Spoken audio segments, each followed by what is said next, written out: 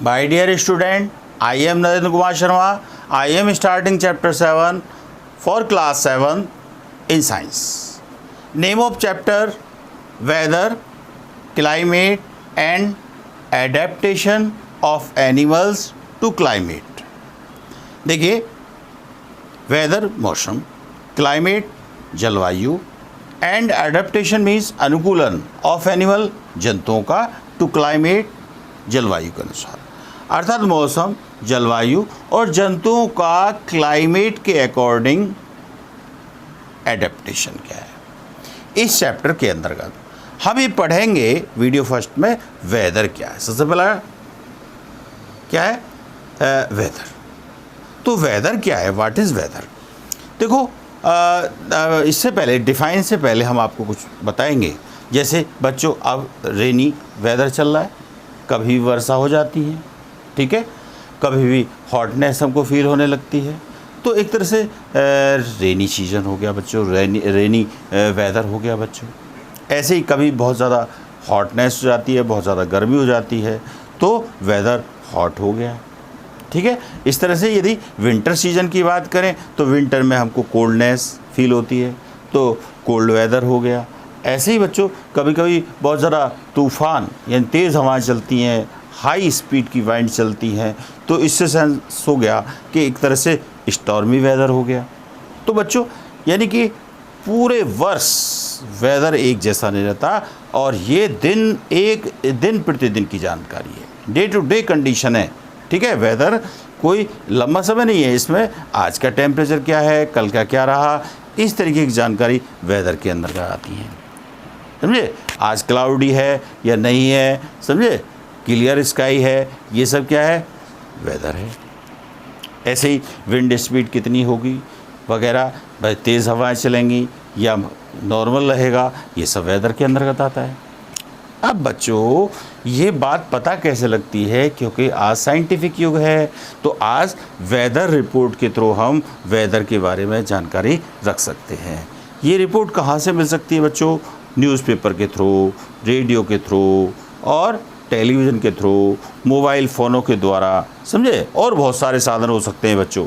और ये report broadcast कौन करता है, कौन जानकारी कलेक्ट करता है, ऐसा कौन सा डिपार्टमेंट है जो एक तरह से वहाँ का टेम्परेचर, किसी स्थान का ह्यूमिडिटी, रेनफॉल, विंड स्पीड संबंधी डाटा कलेक्ट करता है? ऐसा डिपार्टमेंट जो है उसका नाम है मेट्रोलॉजिकल डिपार्टमेंट बच्चों। तो ये एक सारी सूचनाएं कलेक्ट करता है, ह्यूमिडिटी संबंधी, टेम्परेचर संबंधी, रेनफॉल संबंधी, विंड स्पीड संबंधी, ठीक है। अब बच्चों बात आती है कि वर्षा संबंधी यदि ज्ञान प्राप्त करना है तो एक इंस्ट्रूमेंट होता है जिसको रेन गेज के नाम से जानते हैं। क्या, किस नाम से? रेन गेज के नाम से बच्चों। तो रेन गेज आप देख रहे हैं, ये फनल लाइक स्ट्रक्चर है, this is the funnel like structures बच्चों, ताकि रेन वाटर इस सिलेंडर टाइप स्ट्रक्चर्स में, जो मेजरिंग सिलेंडर होता है, देखिए यहाँ पर 0, 10, 20, 30 ये सब आप देख रहे हैं।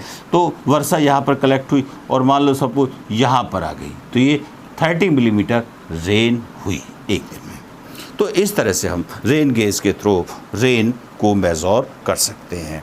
अब टेम्परेचर मापने वाले भी थर्मामीटर होते हैं बच्चों, जिनको मैक्सिमम एंड मिनिमम थर्मामीटर कहते हैं, अर्थात उस दिन का अधिकतम टेम्परेचर क्या रहा, मिनिमम उस दिन का न्यूनतम टेम्परेचर क्या रहा। ऐसे थर्मामीटर का क्या नाम है? Maximum and minimum thermometer. और ये जो नापते हैं टेम्परेचर, वो डिग्री सेल्सियस में नापते हैं बच्चों, ठीक है। अब रही बात ये कि भाई वेदर को ऐसी कौन सी चीज़ है जो सबसे ज़्यादा प्रभावित करती है? सन। यदि सन आप जानते हैं कि हमारे सोलर सिस्टम का एक अहम भाग होता है, जो स्फीयर टाइप की स्ट्रक्चर्स है, जिसमें ह्यूज गैसेस होती हैं, बहुत ज़्यादा हॉट गैसेस होती हैं, समझे, और इसलिए इसके पास पहुंचना बड़ा मुश्किल है, ठीक है। तो सन की कुछ हीट, सारी नहीं, बहुत कम मात्रा अर्थ पर आ जाती है। तो अर्थ क्या है? इसको एब्जॉर्ब करती है कुछ भाग को और बाकी को रिफ्लेक्ट कर देती है, ठीक है बच्चों। एब्जॉर्ब का मतलब सोखना, ताकि एनर्जी दूसरे जीवों को मिल सके, दूसरे प्लांट्स को मिल सके। रिफ्लेक्ट जो फालतू है उसको रिफ्लेक्टर देती है।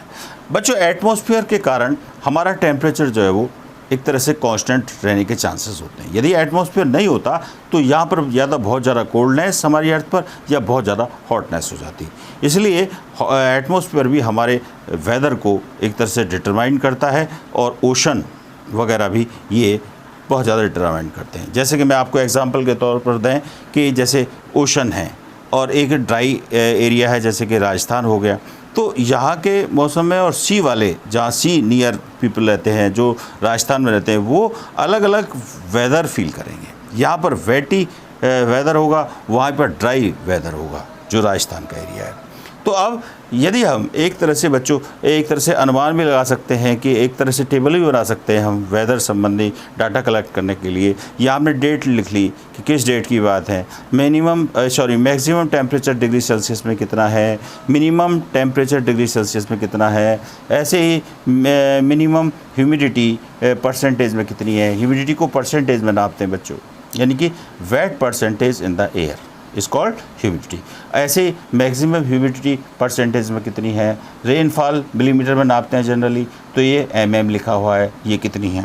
तो सपोज़ कोई पर्टिकुलर आपने डेट लिख दी, जिस 23/8/2006 लिखी, तो यहाँ पर 36.2 डिग्री सेल्सियस टेम्परेचर मैक्सिमम रहा और मिनिमम 27.8 डिग्री सेल्सियस रहा। मिनिमम ह्यूमिडिटी जो है वो 54% रही, मैक्सिमम ह्यूमिडिटी परसेंटेज में 82 रही और बच्चों रेनफॉल इन मिलीमीटर 30 रही। अब बच्चों ये रहा, इस तरह से हम इनको एक रेन गेज के बारे में तो मैंने आपको बता ही दिया। देखिए एक ग्राफ के द्वारा भी हम इन डाटास को एक तरह से शो कर सकते हैं। सपोज़ हमने प्रेजेंट डाटा लिए 3/11/19 टू 9/11/19, यानी 3 नवंबर से 9 नवंबर के 20 तक का ड्यूरेशन लेकर के हमने टेम्परेचर संबंधी ग्राफ बनाया। तो ये 3 नवंबर, 4 नवंबर, 5 नवंबर, 6 नवंबर, 7 नवंबर, 8 नवंबर और 9, और यहाँ पर हमने टेम्परेचर लिया 21 डिग्री सेल्सियस, 22 डिग्री सेल्सियस से लेकर के 30 डिग्री सेल्सियस, समझे। क्योंकि ये टेम्परेचर हमने किस में लिया है, डिग्री सेल्सियस में, समझे, किस में लिया है, डिग्री सेल्सियस में। ठीक, अच्छा अब बच्चों अब देखेंगे कि 3 नवंबर को हमने देखा कि 26 है, क्योंकि आप देख रहे हैं ये पॉइंट आ रहा है ना, इसके सामने टेम्परेचर देखो कितना है, 26। ऐसे ही इसमें सामने ये पॉइंट है, इसमें कितना आ रहा है, 24, तो 24 हो गया। ऐसे ही 5 को 22 डिग्री सेल्सियस हुआ, 6 को 23 डिग्री सेल्सियस हुआ, 7 को 23.5 डिग्री सेल्सियस हुआ। अर्थात 23 और 24 के बीच की पोजीशन है ये। 8 नवंबर को 24 डिग्री सेल्सियस रहा, 9 नवंबर को 25 डिग्री सेल्सियस टेम्परेचर रहा। ठीक है, अब बात क्या है, यदि हम वेदर की एक तरह से डिफाइन देखें तो क्या है, the day to day condition, दिन प्रतिदिन की स्थिति ऑफ द एटमॉस्फेयर, वायुमंडल की, एटमॉस्फेयर मीन्स वायुमंडल, एट ए प्लेस, किसी स्थान की, with the respect to temperature, temperature के संदर्भ में, ह्यूमिडिटी के संदर्भ में, रेनफॉल के संदर्भ में, विंड स्पीड के संदर्भ में, is called weather at the place. उस स्थान की का मौसम कहलाता है, सॉरी उस स्थान का क्या कहलाता है, मौसम। तो मौसम क्या है बच्चों, डे टू डे कंडीशन है at a particular place in the respect of the temperature, humidity, wind speed, rainfall, etc. तो बच्चों ये एक परिभाषा रही, इसी को आप लर्न करेंगे। यदि डिफाइन आ जाती है तो आप इसी को लिख देंगे। ठीक है, अब एलिमेंट्स ऑफ वेदर, यानी कि मौसम के कौन कौन से एलिमेंट्स होते हैं, कौन कौन से फैक्टर होते हैं जो वेदर को डिटरमाइन करते हैं। तो बच्चों एलिमेंट यही होते हैं, temperature, humidity, rainfall, wind speed, और भी बहुत सारे हो सकते हैं। तो ये क्या है, फैक्टर ऑफ द या एलिमेंट ऑफ द वेदर कहलाते हैं बच्चों। This is the end of my video and next I shall discuss again. बच्चों वीडियो ज़रूर देखते रहें, और कोई प्रॉब्लम है तो मेरे कॉन्टैक्ट नंबर पर आप पूछ सकते हैं। ठीक है बेटे, और थैंक यू।